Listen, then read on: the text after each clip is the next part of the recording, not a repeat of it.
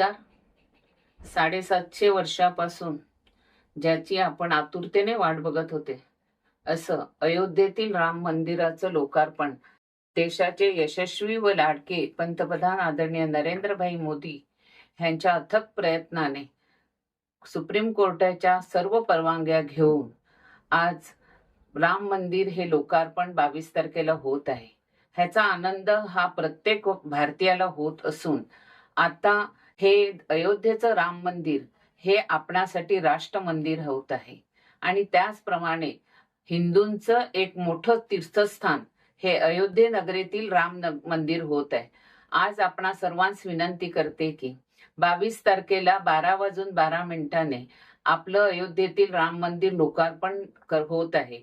ह्याच्या स्वागतासाठी आपण सर्वांनी आपली प्रत्येकाच्या घरी आपण दिवे लावून त्याचप्रमाणे घराला मंदिरांना लाइटिंग करून सर्व मंदिरे हे 14 तारखेपासून आपण स्वच्छ करायला घेतलेली आहेत. त्याचबरोबर रांगोळीचा सडा आपल्या अंगणामध्ये घालून आपण राम मंदिराच्या लोकार्पणाचं स्वागत करायचं आहे.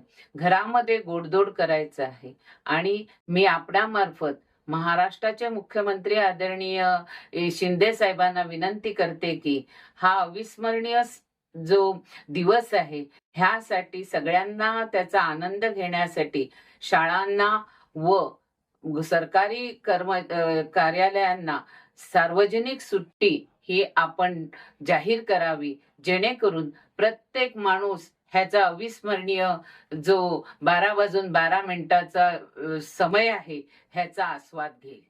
जय